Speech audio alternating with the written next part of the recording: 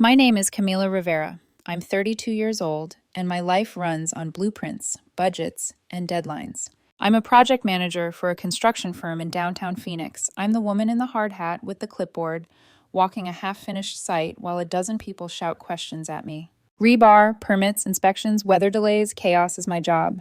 The trick is, I don't raise my voice to control it. I just move the pieces. I've never needed to be the loudest in the room.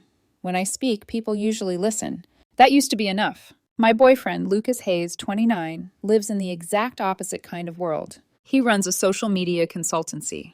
Translation: he spends his days making brands and influencers look bigger, shinier, more authentic than they actually are. Lucas is all angles and lighting, perfect teeth, designer sneakers he didn't pay for because it's a collab, babe.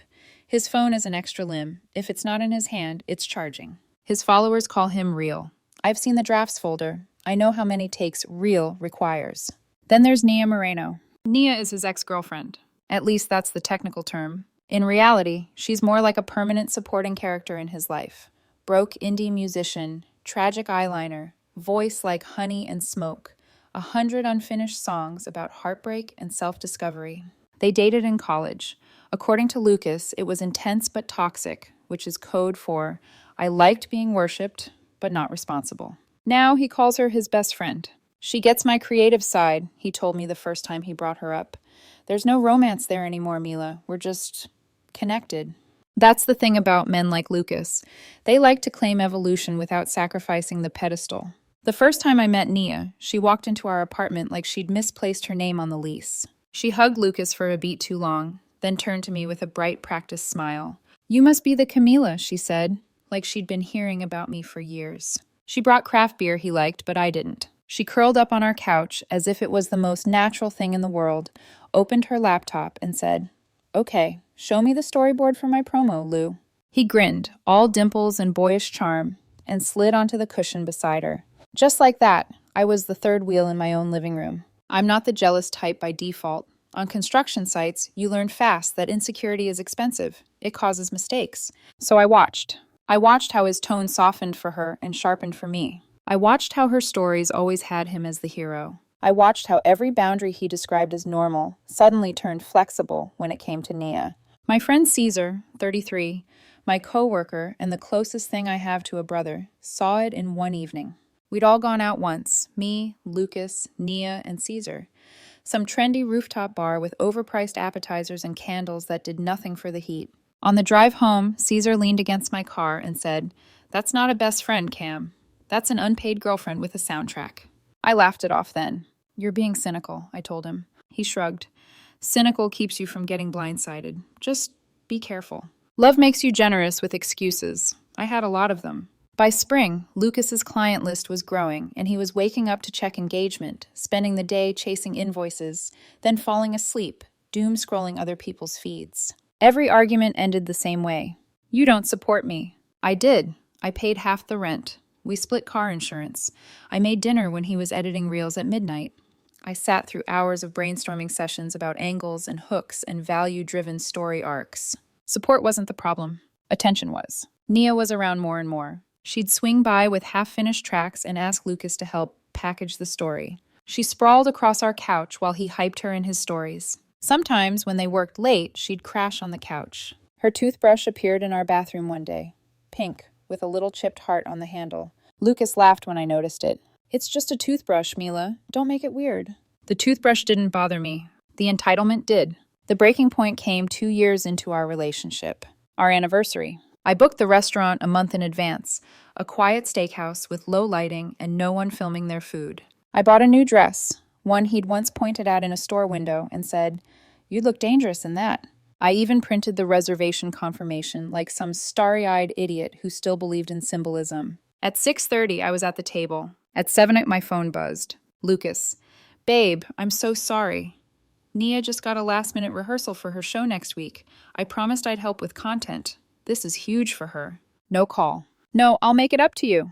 Just a text that turned our anniversary into an inconvenience. I stared at the screen for a long time. Long enough for the waiter to come by twice and pretend not to notice the empty chair across from me. Finally, I typed, "Do what you need to do." I ordered a drink I didn't want, paid the bill, and walked out into the desert night. The air felt colder than it had any right to be. My hand hovered over Caesar's name in my contacts before I finally called. He picked up on the second ring. "Where you at?" he asked. "Steakhouse," I said. "Table for 2, party of 1. He didn't ask questions. "Stay there, I'm 10 minutes out." When he arrived, he dropped into the chair across from me and flagged the waiter. "2 bourbons," he said. "She's grieving. I'm supervising." We talked about work, about a subcontractor who'd messed up a delivery, about the Diamondbacks.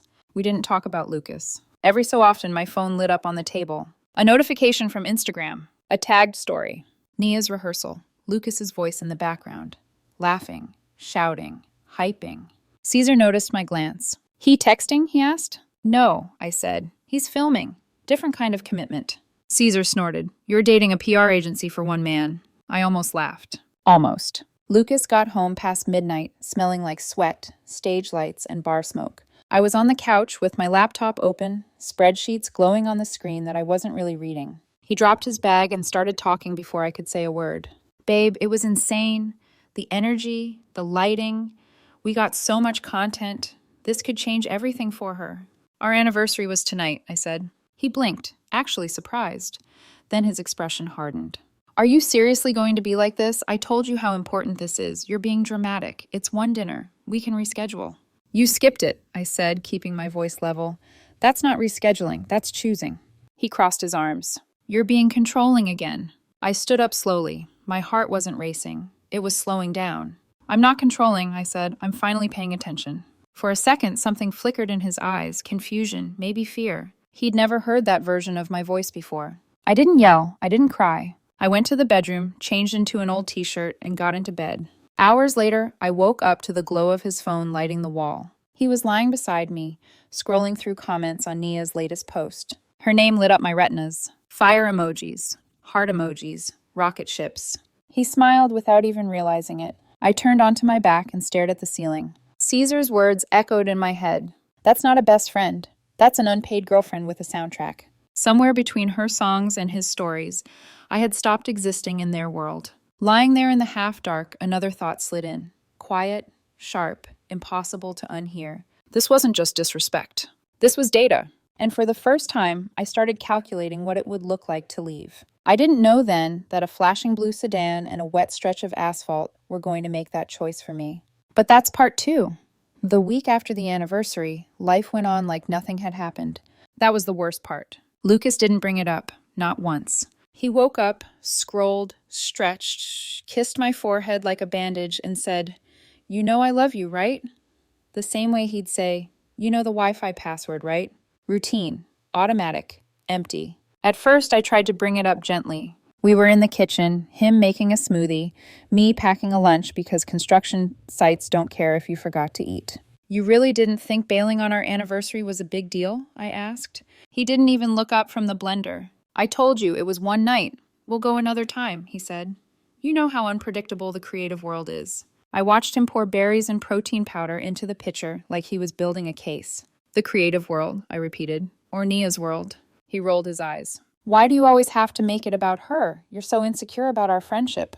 Insecure. The word slid over my skin like oil. I'd spent the last decade managing men with temper problems, crews with too much pride, budgets that did not care about anyone's feelings. No one on my sites called me insecure. They called me solid, reliable, the one who remembered where every missing piece went. I didn't argue with him. I just watched. When you stop defending yourself and just watch, people get very honest without realizing it. Over the next few days, Nia was at our place even more. Rehearsal season, Lucas called it, like it was a sport. She'd sit cross-legged on the rug, guitar on her lap, nail polish chipped, spilling half-finished lyrics on the floor until Lucas swooped in and turned them into content. Lighting here, slow motion there, captions about following your dreams. Sometimes I'd come home from a 12-hour day on site, steel-toe boots still dusty, and find her wrapped in my blanket, asleep on our couch. Lucas would look up like I was interrupting something delicate. "She's exhausted. She's been grinding so hard," he'd whisper. "Can you grab your headphones if you're going to watch something? I don't want to wake her." I'd stand there in the doorway, keys in my hand, and wonder when exactly my home had become a co-working space for unpaid muses. The answer was slowly. That's how erosion works. Not in one epic landslide, but in tiny pieces you don't notice are gone until the ground feels unfamiliar under your feet. By the time the accident happened, I was already standing on a cliff I didn't fully recognize. The day it all broke was a Thursday. We'd had a nightmare inspection at one of our sites on the south side. The city inspector showed up an hour early. 2 deliveries ran late. 1 crane operator quit on the spot. By 6 p.m., most of my crew had gone home. The lights in the office hummed like tired insects. Only a few screens were still on. I stayed. There's a certain comfort in empty floors and spreadsheets. No one demanding anything. Just tasks lined up in neat little rows waiting for you to knock them down. Around 7:45, Caesar knocked on my open office door with his knuckles. "You planning to die here?" he asked, leaning against the frame. "That's the dream," I said, eyes still on the monitor. He chuckled. "You already look like a ghost. Go home, Cam." I saved one last file and shut my laptop. "Fine," I sighed. "You win." He walked me to the elevator, hands in his pockets. "Lucas pick you up?" he asked casually. "No," I said. "He's with Nia. They're planning her show." He pressed his lips together. "You want me to start hating him now or later?" he asked. "Start slow," I said. "We've still got a lease together." The elevator dinged. We stepped in. When the doors slid open onto the parking garage, the air felt cooler, damp. Phoenix doesn't do romantic rain like in movies. It does sudden, annoyed storms. Water streaked the concrete, light bounced off puddles in weird shapes. We said goodbye. Caesar headed for his truck. I walked to my car, each step making a quiet splash on the painted lines. I settled into the driver's seat with the kind of bone-deep ache that doesn't care about age, just accumulation. My phone lit up as soon as I started the engine. Lucas, heading to Nia's to prep for the concert. Big night, gonna be huge for her. There was no, "How was your day?" "Know you alive?" Just the same orbit, same sun. I turned the screen face down on the passenger seat. The radio came on low, some old rock track I'd forgotten to change out of habit. The wipers clacked lazily across the windshield. I pulled out of the garage and merged onto the main road, headlights cutting through sheets of rain. The city looked different, wet, blurred, like someone had dragged a brush through all the sharp edges. My shoulders ached from 12 hours of holding other people's problems. I thought about how Lucas's tone softened for Nia, how it sharpened for me. I thought about that toothbrush in our bathroom. I thought about Caesar's words, "unpaid girlfriend," and the way my chest tightened every time I saw Nia on our couch. I did not think I was about to almost die. I took the exit toward home, easing off the gas because the road shimmered. In that way that makes you wonder where the asphalt ends and the sky begins. The last clear thing I remember is a small blue sedan drifting across the lane ahead of me. The driver's face glowed ghost pale, eyes down. Phone. Of course. I hit the brakes. The world turned into a sequence of sensations. The scream of tires. The sickening sideways slide. The blunt crushing sound of impact. Metal shrieking, glass popping. Then, the violent punch of the airbag exploding out of the steering wheel. The taste of burnt powder flooding my mouth and nose. Everything went white. Then black. Then sound came back before sight. High, endless ringing. Like someone had dropped a bomb inside my skull. When the world came into focus again, the car smelled like burned rubber and chemicals. My chest felt like someone had parked a truck on it. The windshield was a spiderweb of cracks. Thin silver lines of rain snuck through the fractured glass, dripping onto my lap in slow, mocking taps. I tried to move and pain lit up my ribs, hot, sharp, electric. Outside, headlights slowed, faces blurred past, horns blared, somewhere distant, like a movie I wasn't really in. I forced the door open and half spilled onto the wet street. Cold air slapped my face, helped me remember my name. A woman appeared at my side, voice shaking. "Oh my God, are you okay? I'm calling 911. Don't move, okay? Just don't move." Her words floated in and out, some of them catching, some sliding past. I focused on breathing. In, out, pain, repeat. The paramedics came fast. They asked my name. I answered. They asked where it hurt. I kept my answers short. Pain is easier when you don't give it a speech. They strapped me to a board, loaded me into the ambulance. The city whipped by in streaks of red and yellow through the back window as the siren tore a path through traffic. It hit me then. Not the impact, not the fear, but the stupid, practical thought that always shows up when your body is in shock. Lucas is going to freak out. He's going to drop everything and run. He'll be dramatic, but he'll show up. That's what you tell yourself about the person who calls you home. The hospital smelled like antiseptic and metal. They slid me into a room partitioned by thin curtains and soft groans. A nurse with tired eyes and a neat bun adjusted my IV and said, "You're lucky. Bruised ribs, mild concussion, lots of soreness, nothing broken that won't heal." She smiled like she'd seen worse. I believed her. My phone sat on the plastic tray beside the bed, screen face up, still dry from when they'd bagged my things. No missed calls. No texts. Just a few work emails and a group chat I didn't care about. I picked it up, thumb trembling more from adrenaline than fear, and hit Lucas's name. He answered on the second ring. Music and laughter exploded into my ear before his voice did. "Hey, babe, what's up?" he shouted over the noise. "I'm just getting ready." I could hear Nia in the background, her laugh unmistakable, that airy, flirty tone she used like oxygen. "Where are you?" I asked. "Getting dressed," he said. "We're heading to the venue in like 20. It's a big night, you know. She's been waiting for this gig for months." He sounded excited, alive, like someone finally pulled the curtain up on the show he'd been rehearsing for. I stared at the ceiling. The fluorescent light hummed softly overhead. "I was in a car accident," I said. Silence. For 2 beats. Then, "Oh my God, are you okay? Like, how bad?" "Hospital bad," I said. "Bruised ribs, mild concussion. They say I'll be fine." His tone shifted, but not in the way you'd expect. It wasn't panic. It was calculation. Okay, he said. "But you're okay, right? I mean, they've got you there. You're with doctors. You're not alone." "I'm not dead, if that's what you're asking," I said. I could practically hear him imagining his calendar, rearranging priorities. "Babe, this sucks. Seriously. But I can't bail on Nia now. She's counting on me. We've been planning this for weeks. You know how much this means to her." I let the words sit between us. "She's counting on me. She's been planning this for weeks. Not you almost died. Not, I'm on my way." The nurse scribbled something on a chart in the corner. A machine beeped steadily. Someone down the hall coughed. I stared at the cracks in the ceiling paint. "Right," I said quietly. "Wouldn't want to let her down." He gave a short, awkward laugh, like he hoped I was joking and decided I was. "I'll check on you tomorrow, okay?" he said. "Promise. I love you." "Sure," I said. When the call disconnected, the room felt bigger, colder. Not because I was alone. I'd been alone plenty of times. But because, for the first time, I believed the data. My ribs ached with every breath, but it wasn't the crash that broke something. It was the sentence, "I can't bail on her now." Not on me. Her. I lay there listening to the slow beep of the monitor, the soft squeak of rubber soles in the hallway. No tears came. No rage. Just a sharp, clean decision forming in the quiet. If I survived the crash, and they said I would, I wasn't going back to the same life. The accident wasn't the thing that changed everything. It just made it impossible to pretend I didn't see what was already true.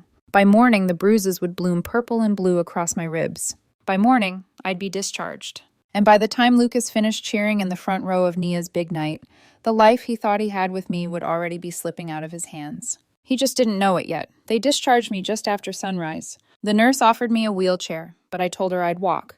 My ribs screamed with every step, but pain felt like proof that I was still in control of something, if only myself. When I stepped outside, the air was cold, crisp, cleaner than hospital air ever pretends to be. And waiting by the curb, leaning against his old gray truck with 2 coffees in hand, was Caesar. He looked at me once, really looked, and shook his head. "You look like hell," he said. "Good," I answered. "Matches how I feel." He tried to hide the worry behind his sarcasm, but Caesar was transparent in the ways that mattered. He handed me a coffee, warm and heavy, in my unsteady grip. "Heard about the crash," he said quietly. "You good?" "Never better." He raised an eyebrow, but didn't push. He helped me into the passenger seat, shut the door gently, like I might fall apart if he didn't. As we pulled out of the lot, I watched the hospital shrink in the side mirror, a sterile box full of fluorescent light and bad news. It was strange how small it looked as it disappeared behind us. "How'd Lucas take it?" Caesar asked finally. I stared out the window at the waking city. He had plans. Caesar didn't respond right away. He just exhaled through his teeth, long and slow. "Figures," he muttered. "You want me to start hating him yet?" "Start whenever feels right," I said. "I'm not trying to influence your artistic process." That got one short, humorless laugh out of him. Then the truck went quiet again. By the time we reached the apartment, the numbness had worn off. Every breath pressed against the band of bruises under my ribs, and my hands shook from a cocktail of adrenaline crash and exhaustion. But I wasn't trembling with fear or anger. It was something colder, something deliberate. Caesar parked and asked, "You want me to go up with you?" "No," I said. "I've got it." He nodded, jaw working like he wanted to say 10 different things, and swallowed all of them. "Call if you need me," he said. I will, I lied. Because what I needed to do alone. The apartment was silent when I opened the door. Silent, but not empty. Not yet. Lucas's ring light was still on the table, plugged in like it was waiting for a face to worship. His laptop was half open on the couch, paused on a thumbnail he'd been editing. The blanket Naya liked to curl up in was tossed over the armrest, her scent still clinging faintly to the fabric, warm vanilla and cheap hairspray. I stood there for a long moment, letting the strangeness settle over me. Not grief, not shock, just clarity. I scanned the room once, twice. Then I moved. First, the closet. I dragged out a suitcase and unzipped it. Every shirt I'd bought myself, every pair of jeans, every work boot, into the suitcase. Slow, steady motions. Lift, fold, pack. My ribs throbbed each time I bent down, but pain wasn't a deterrent. Pain was background noise. I left Lucas's things untouched. I wasn't here to send a message. I was here to extract myself. Next, the bathroom. Toiletry bag, makeup case, razor, moisturizer he'd always borrowed but never replaced. All mine, into the bag. Nia's pink toothbrush stood in the cup like a little flag, claiming territory. I didn't touch it. I didn't need to. Its existence said enough. The internet and utilities were all in my name. The car insurance, the shared credit card, the cell plan. All me. All threaded through this apartment like undiscovered tripwires. I sat at the kitchen counter, opened my laptop, and began cutting the wires one by one. Router and cable box. Canceled. Scheduled pickup for the equipment. Electric and water. Termination notice submitted for the end of the month. Cell plan. Lucas's number removed from my account. His service went dark instantly. Credit card. I reported the card lost, and the joint access evaporated. Lease termination. 30 days notice, already paid. Each confirmation email felt like tightening a bolt. Not revenge. Closure. Precision. The thing I was always best at. Halfway through, my ribs seized, sharp enough to make me grip the counter. I closed my eyes, wrote it out, then kept typing. The body complains when it's tired. The mind doesn't have to listen. By the time the sun dipped behind the buildings outside, the apartment felt unfamiliar. Hollow. The echo when I walked across the floor was new, like the sound of a life half removed. I checked every drawer, every shelf, scanning for anything that belonged to me. Then I noticed the notepad on the counter. The front page was covered in Lucas's handwriting. Content ideas, hashtags, notes for Nia's concert hype. Grind time, #love my crew, #artist journey. I flipped it over. Blank page. Clean. I clicked the pen, and I wrote, "Hope the show was worth it. Go be her priority." No anger, no flourish, just a sentence stripped down to its bones. Truth rarely needs decoration. I placed the note next to his laptop, where he would see it immediately, where it couldn't be ignored or rationalized away. A knock came an hour later. Not frantic, just 2 steady taps. I opened the door. Caesar stood there with 2 cardboard boxes under one arm and that serious, steady look he only used when things were real. "Didn't think you'd actually do it this fast," he said. "I don't like waiting," I told him. He stepped inside and looked around. No jokes this time. No smirk. Just a slow nod. "Clean break," he said quietly. "That's the point." He helped me load the last few boxes into his truck, working around my slowed movements and the pain I tried not to show. We didn't talk much. We didn't need to. When everything was packed, we returned to the apartment one last time. Lucas's framed photo wall stared back at us. Smiling influencer shots, curated happiness, filtered memories. Nia appeared in more of them than I remembered. Funny how your eyes learn to see differently once your heart stops lying for you. I stood there for a moment, absorbing the silence, the smell of old perfume, the trace of a life that didn't belong to me anymore. Then I stepped outside. Caesar locked the door behind us. We loaded the last boxes into his truck, got in, and drove. Phoenix passed by in blurred neon and wet pavement reflections. My ribs hurt, my head throbbed, my body felt held together by determination alone. But the air tasted different. Lighter, like possibility. "Where to?" Caesar asked, hands on the wheel, eyes straight ahead. "Your place," I said. He didn't question it. Didn't tease. He nodded once. "You got it." He drove without music. Just the low hum of the engine and the rhythm of wet tires on asphalt. We pulled into his apartment complex. Tools on the porch, dim yellow lights, the smell of oil and old coffee drifting out the door. He carried my bags inside, placing them beside the couch. "You can crash here," he said. "Blankets in the closet, bathroom down the hall, no speeches, just sleep." I dropped onto the couch, the cushions dipping under my weight, my ribs finally begging for rest. Caesar settled at his workbench, fiddling with screws like he always did when he didn't know how to help out loud. After a minute, he glanced over. "You did the hard thing," he said. "Hard thing is staying," I murmured. "Leaving's just logistics." He snorted softly. "Only you would make heartbreak sound like a cost report." I let my eyes close. The dark came fast, and for the first time in a long time, it didn't feel heavy. Before sleep claimed me, I pictured the apartment.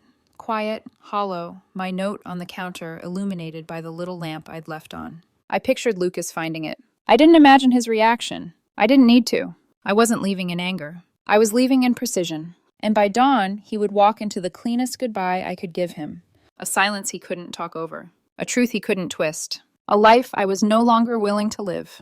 Lucas came home on a Sunday night, still buzzing from what he'd later call the most electric concert of Nia's career. I wasn't there to see it. I didn't have to be. I knew his routine. He'd swing the door open loudly, the way people do when they expect an audience. He'd kick off his shoes without looking, drop his keys somewhere inconvenient, and start narrating the night before he even made it to the living room. I pictured the moment it all stopped. The moment silence hit him like a wall. Where's the smell of dinner? Where's Mila's laptop open on the couch? Where's the sound of someone moving in the kitchen? Then his brain catches up. Where's Mila? Where's her stuff? Where's anything? The living room was stripped down to its bones. No coat on the rack, no boots by the door, no small signs of coexistence. Then his eyes would land on the kitchen counter. My note, a single sheet of paper, folded once, centered neatly next to his laptop. Hope the show was worth it. Go be her priority. I imagine he read it 3 times, not because he didn't understand it, but because he didn't want to. People like Lucas don't react with grief first. They react with disbelief, then offense, then panic. The first email came an hour later. "Lucas, you're insane. Where did you go?" Then a text. "You can't just vanish like this." Then a voicemail. Her voice high, thin, cracking around the edges. "You're being emotionally abusive, Camila. Do you understand that? People don't just disappear from someone they love. This is manipulative. This is cruel." I didn't respond. Not a word. Not a dot. Not even a read receipt. My silence was a locked door, and Lucas hated locked doors more than anything. By morning, I'd signed the lease on a small apartment near the industrial strip. Quick, cheap, quiet.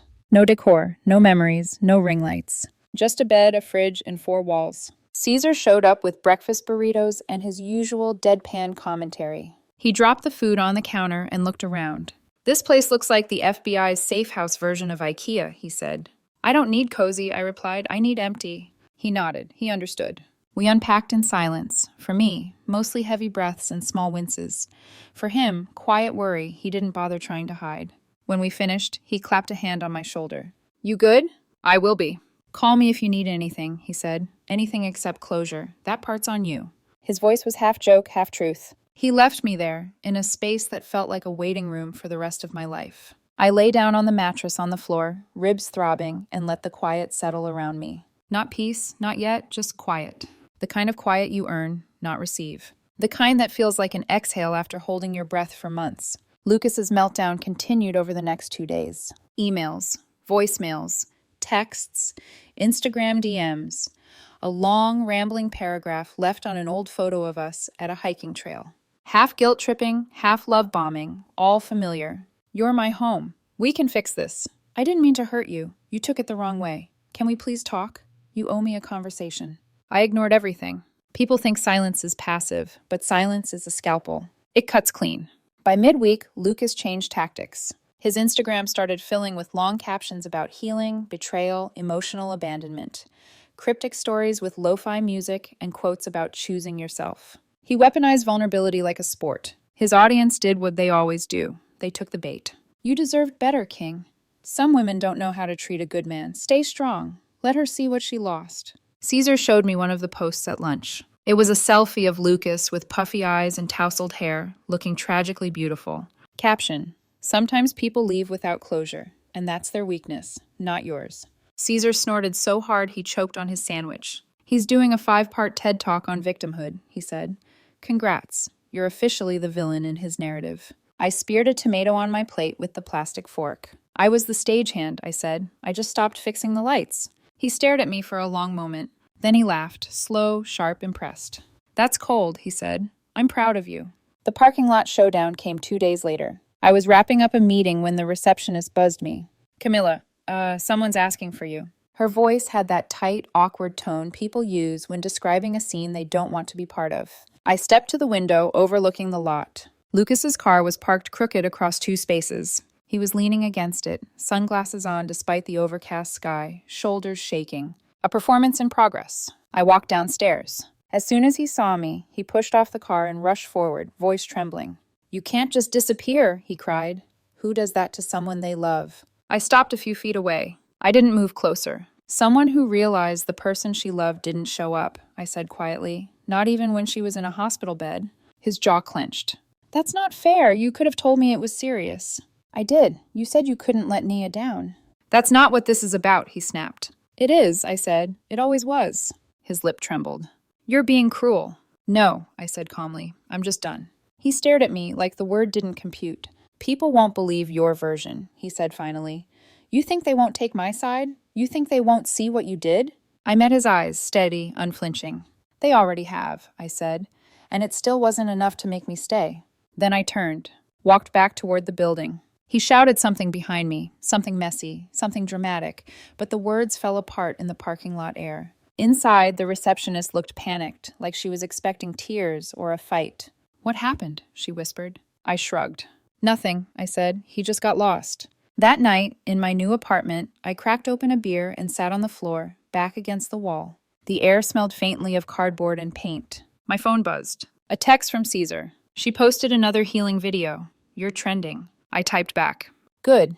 Maybe he'll finally get the attention he wants." Caesar sent a single thumbs-up emoji. I set the phone down, closed my eyes, let the quiet wrap around me like a blanket.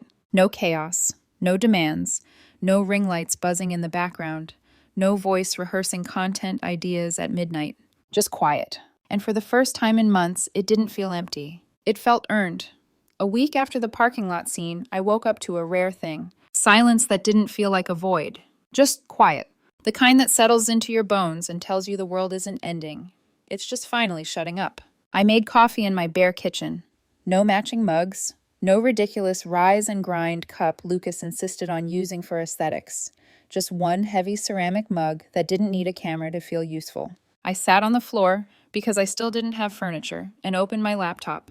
Lucas's meltdown had slowed from hurricane to drizzle. His posts were still dramatic, still vague, still curated emotional suffering. But they no longer hit me.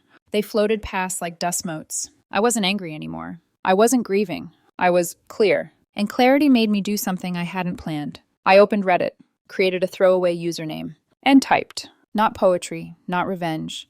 Just the truth in plain, unembroidered lines. Car accident, hospital, concert, ex-girlfriend, note on the counter, silence, leaving. I didn't add adjectives, didn't add blame, didn't add embellishment. I hit post, closed the laptop, and went on with my day. I wasn't trying to go viral. I wasn't even trying to be heard.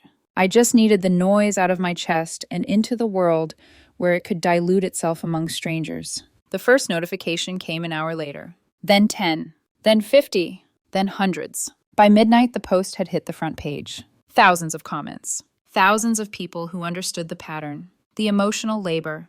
The boundary pushing. The excuses disguised as passion. The betrayal disguised as loyalty to someone else. The slow erosion of self. Men, women, non-binary folks. People from every walk of life saying, "I lived this. I wish I'd left sooner. You weren't dramatic. You were done. Silence isn't cruelty. Sometimes it's survival." A few said I was heartless. Those didn't bother me, because even their anger sounded like regret. The kind you hear from someone who stayed too long and wishes they'd walked out instead of waiting to be pushed. Then someone made a connection. A user commented, "Isn't this the guy who posts those dramatic healing selfies? Check at Lucas Hayes Official." Someone else replied, "This him? The timeline matches."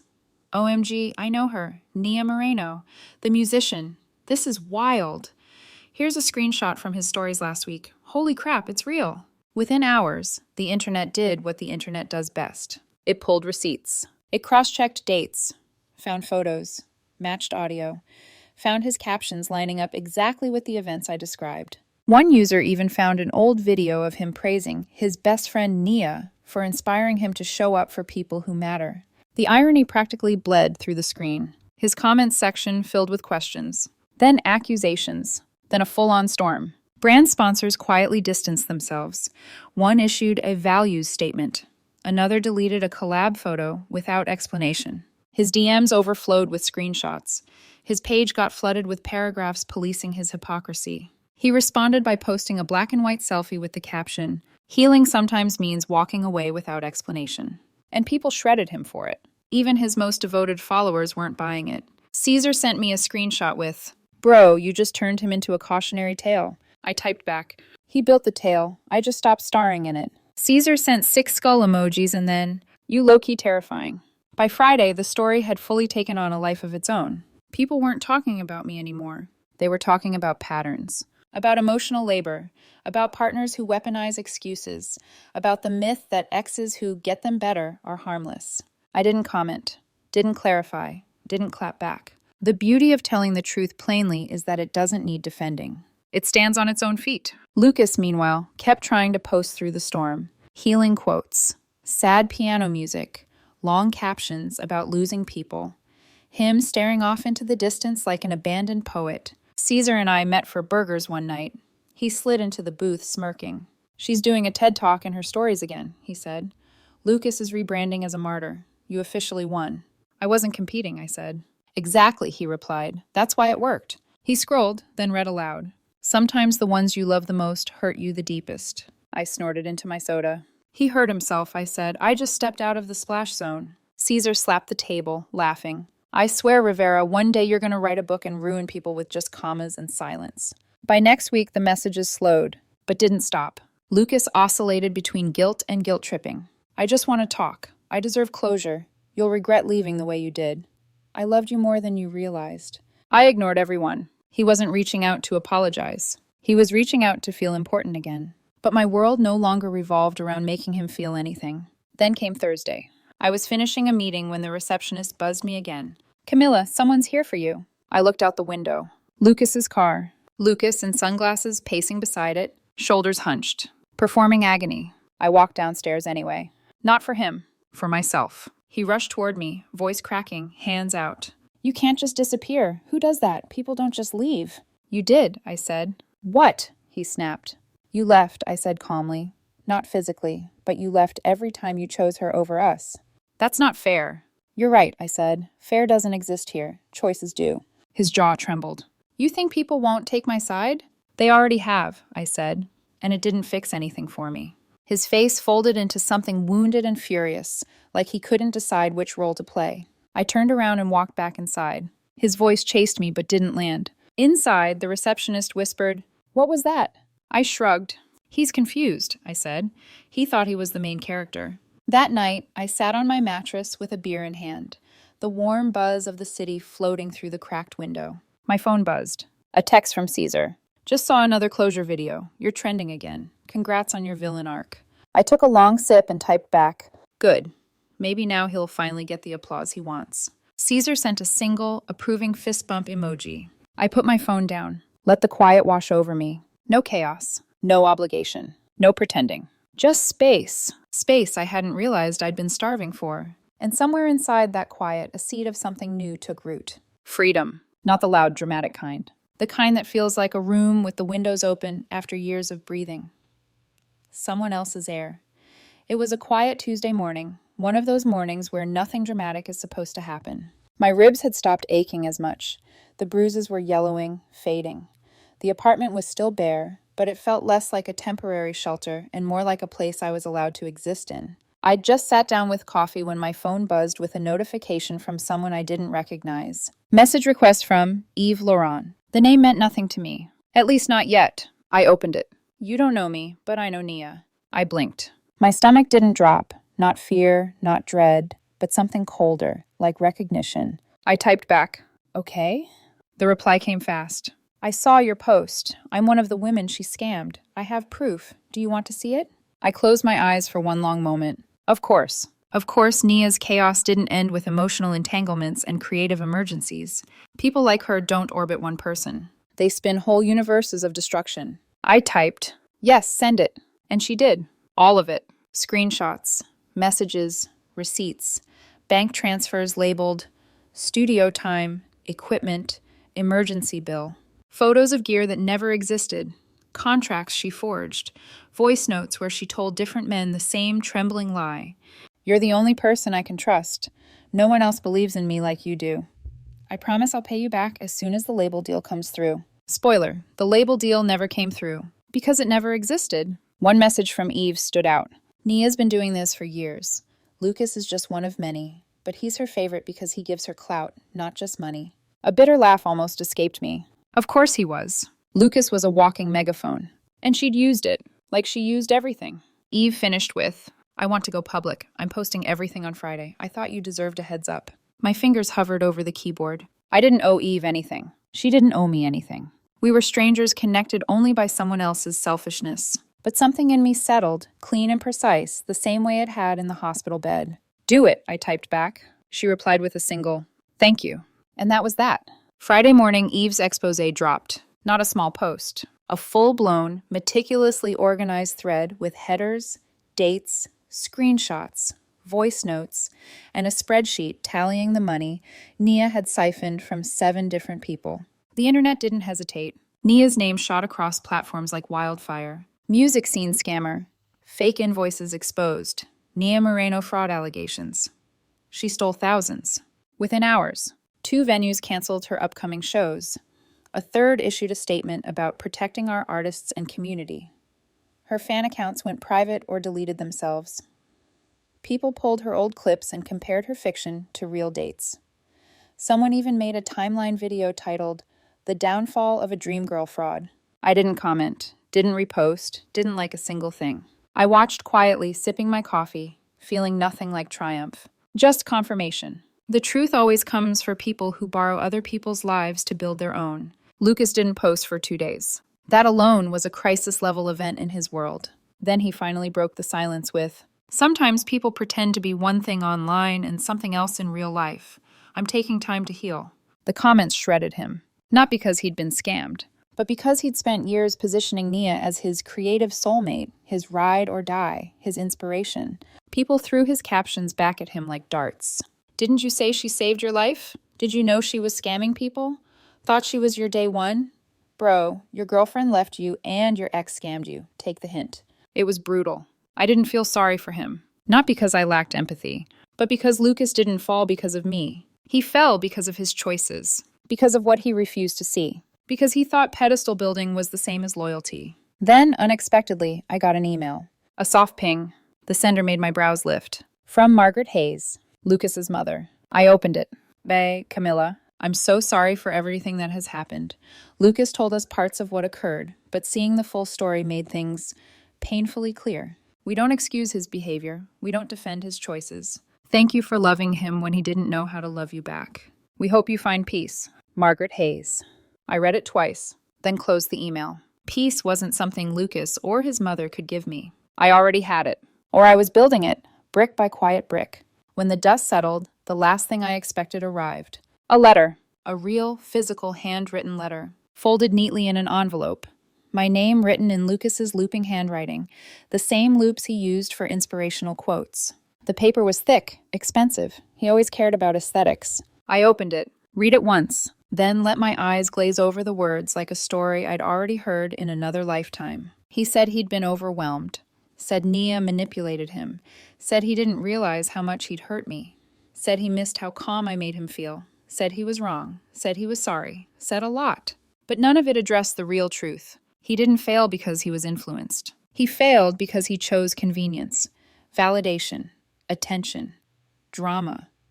A woman who made him feel like a star instead of a partner. He didn't say that part, but I heard it anyway. And when I finished the letter, I let out a breath I didn't know I'd been holding. Not sorrow, not longing, just release. A quiet, steady exhale that sounded like a door closing softly behind me. Because this wasn't love anymore. It wasn't even loss. It was just a finished chapter. One I was finally ready to set on fire.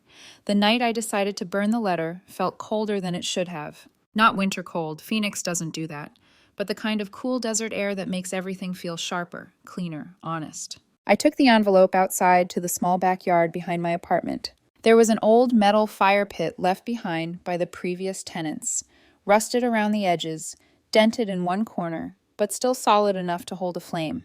Perfect. I set the letter inside. Lucas's handwriting stared up at me like it wanted to be read again.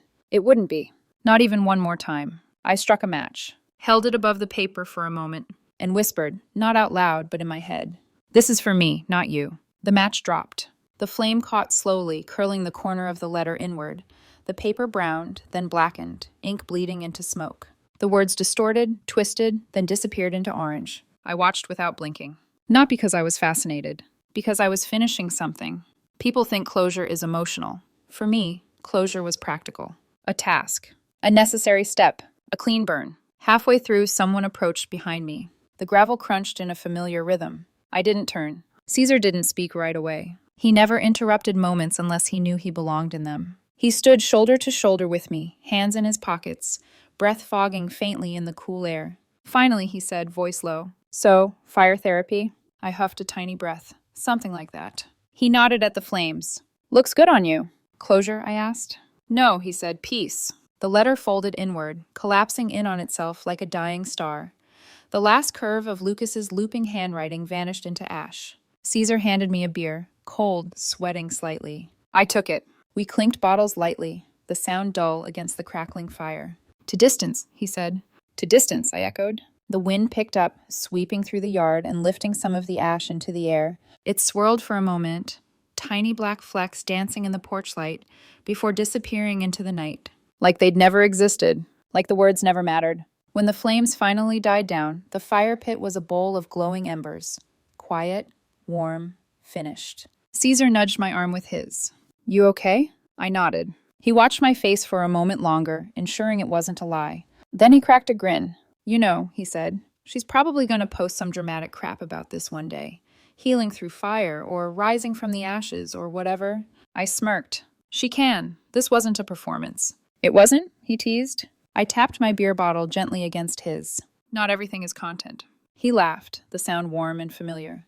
"Tell that to her," he said. We walked back inside, leaving the fire pit to cool on its own. His apartment smelled like oil, coffee, and wood. Nothing curated, nothing performative. Just life. Just honesty. Just space where I didn't have to shrink. He headed to the other room to catch the game. I stayed for a moment longer in the doorway, letting the quiet hum of the neighborhood settle into me. For once, it didn't sound like background noise. It sounded like belonging. It sounded like peace. I stepped inside and closed the door gently behind me. Outside, the ashes had already blown away. Nothing left to burn. Nothing left to save. And that was the point. 6 months passed. Not quickly, not slowly, just steadily, like the way sunrises show up even when you're not looking for them. My life didn't explode into excitement. It didn't transform overnight. It didn't become cinematic or dramatic. It simply became mine again. The small house I rented on the edge of town wasn't much. Single story, worn siding, a yard with stubborn patches of grass, but it was quiet, honest, uncomplicated. A place that didn't require curating for an audience. A place that didn't echo with someone else's voice. And best of all, it came with a garage. My garage. My kingdom. Inside it sat a stripped-down motorcycle I'd bought years ago with the intention of rebuilding it. Back then, Lucas had complained about the noise. "It ruins my concentration," he'd said. I'd pushed the bike into a corner and let dust bury it. Now? It sat in the center of the garage under good lighting, tools organized around it like a shrine. Every evening after work, I rolled up my sleeves, tied my hair up, and let the sound of metal, bolts, and engine grease drown out old memories. There's something therapeutic about tightening a bolt until it clicks. Something grounding about wiping down chrome until it reflects your face, clearer each day, less tired, less tense. Every day the bike looked more alive. Every day I did too. Sometimes Caesar stopped by, usually holding coffee or fast food or something he pretended was helpful but absolutely wasn't. He'd lean against the doorframe, arms crossed, watching me work. "You realize," he said one night, "this bike is the healthiest relationship you've ever had." "At least it doesn't lie," I said. "At least it doesn't cheat," he added. "At least it doesn't live stream arguments." He barked out a laugh. "Damn, Rivera, petty looks good on you." "Not petty," I said. "Accurate." He raised his beer. "To accuracy." "To accuracy." We drank. Then I went back to my wrench and the comfortable silence of being around someone who didn't need anything from me except the truth. One Saturday, I was polishing the tank when I heard tires crunching in the driveway. I stepped outside, wiping my hands with a rag. A gray SUV had pulled in. A woman stepped out, hair tied back, sunglasses perched on her head. It took me a second to place her. Then she smiled. Camilla? Eve. We hadn't spoken since the exposé she dropped. We'd only exchanged messages. Two people orbiting the same storm in different lifeboats. She walked toward me. Didn't think you'd actually be home, she said. I'm predictable, I answered. Honestly, that's a compliment these days. I handed her a cold bottle of water from the mini fridge in my garage. We sat on the small porch, the afternoon sun bouncing off the chrome of the bike. I just wanted to thank you, she said. If you hadn't posted your story, I don't think I would have had the guts to post mine. I didn't do anything, I said. You did, she insisted. Seeing someone walk away without drama? That shook me, made me realize I didn't have to burn down my life to leave a bad one. I could just leave. I nodded slowly. She looked at the motorcycle, eyebrows raised. That yours? It will be, I said. Almost finished. Eve smiled. That's the thing about rebuilding, she said. The whole shape changes, but the core stays solid. We talked for another hour. Not about Lucas, not about Nia, not about being wronged. Just about music, road trips, engine grease, coffee, life before chaos and after survival. There was no spark, no tension, no romance. Just two people who'd walked through the same ruins and didn't need to compare scars to understand each other. Before she left, she tapped the motorcycle seat. Name it something dramatic, she joked. It deserves a badass origin story. Oh, I already did, I said. She looked curious. What's it called? Freedom. Her smile was soft, approving. Yeah, that fits. She drove off, leaving behind the scent of engine heat and a sunlit driveway. A week later, the bike was finished. Every bolt tightened, every wire clean, tank shining like a mirror. Caesar walked into the garage that morning, holding 2 coffees and a bag of breakfast sandwiches. He stopped mid-step. No way, he said. You actually finished it. I did. He walked around it slowly, like it was a museum piece. You even painted it the same color as your old car. Consistency, I said. He rolled his eyes. You're ridiculous. He paused. You gonna name it? I told Eve already, I said, smirking. Freedom. Caesar laughed. Of course it is, you dramatic nerd. He handed me my coffee. So what now? You gonna start a new chapter? Date someone who doesn't ask you to film their skincare routine? Maybe, I said. Or maybe I'll just ride for a while. He raised his cup. Fair. Just don't crash it. The irony would kill me. I shot him a look. Too soon, I deadpanned. He snorted. Yeah, that's peace talking. I climbed onto the bike, resting my hands on the handlebars. The metal felt solid under me, grounded, real. Outside, the sky was shifting into evening, soft orange and pink, like someone had dimmed the sun slowly on purpose. I turned the key. The engine growled to life. Not loud, confident, steady, the kind of sound Lucas used to hate, which somehow made it even sweeter. As I let the bike idle, my phone buzzed in my pocket. Out of habit, I checked it. A suggested post. Instagram. Lucas, smiling on a beach somewhere. Caption. Healing never stops. Choose love. Choose light. Same filters. Same angles. Same empty aura of someone still performing a life instead of living one. I stared for a moment, not with anger, not with nostalgia, just recognition. He hadn't changed. He'd rebranded. That's not the same thing. I opened his profile, scrolled once, then hit block, delete contact. One swift motion, no hesitation, no emotion, just the final click of a chapter sealing itself shut. I slipped my phone into my pocket, tightened my grip on the handlebars, and rolled the bike out of the driveway. The air hit cool and clean against my face as I accelerated. Phoenix blurred behind me, streetlights streaking past in golden lines. I didn't feel like I was running away. I wasn't chasing anything either. I was simply moving forward. For once, without weight, without noise, without someone else's drama stuffing itself into the seams of my life. Just peace. Loud peace. The kind that hums in your bones and roars beneath you in an engine tuned by your own hands. As the sun dipped below the horizon, warmth on my back and wind on my face, I smiled into the helmet. Because it wasn't revenge. It wasn't about proving anything. It was the simple truth of it all. Peace so loud they couldn't ignore it. If you're hooked on stories like this, go ahead and hit that hype button. YouTube's new feature makes sure the best stories get seen. And trust me, this one's only the beginning.